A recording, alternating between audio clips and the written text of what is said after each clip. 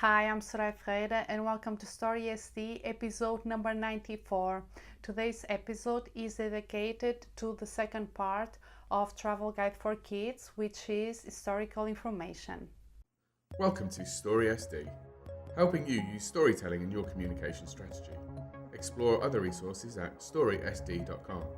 And now, here is your host, Dr. Soraya Ferreira, Story Strategy Consultant and Trainer.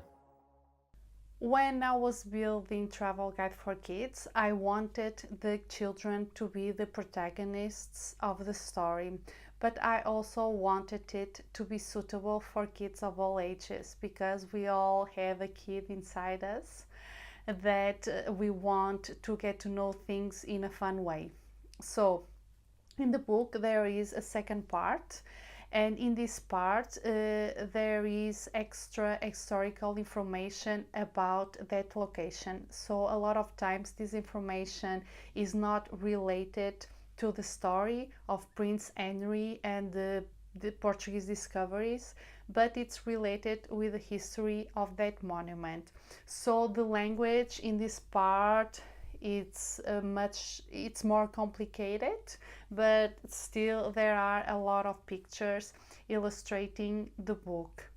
So when you are making a project, and now I'm thinking about, for example, a game, you always have a level that it's really easy because the only objective is for someone to enter the game and have a small win, and then you go to the second level and then it becomes more difficult. So in this project, this was more or less the idea that I have, and you can also think about this when you are building your own projects.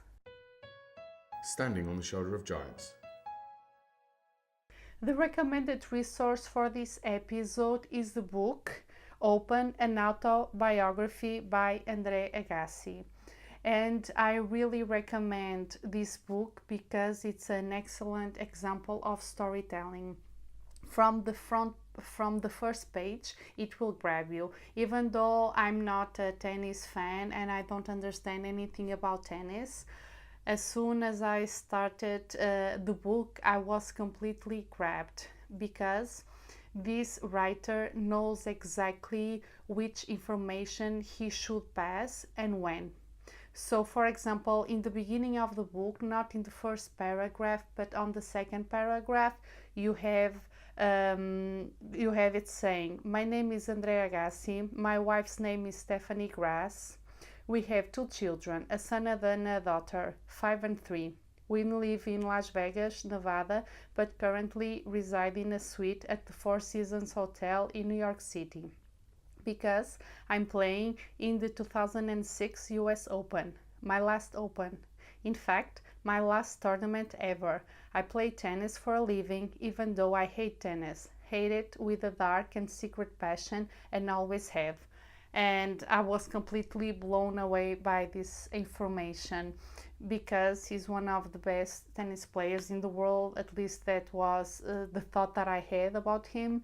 And how could he be so good and hate it so much? So I was completely grabbed by this, and I read the whole of the book. And I recommend you, so if you are doing something that has a lot of information and how you are going to have to grab that information and turn it into a story, this is a good example that can give you some tips on how you can do that. The next episode, it's going to be dedicated to the last part of Travel Guide for Kids. That is the part with games. Until then, keep moving forward. Thank you for tuning into StorySD. Sign up to the newsletter today and be the first to receive updates at storysd.com.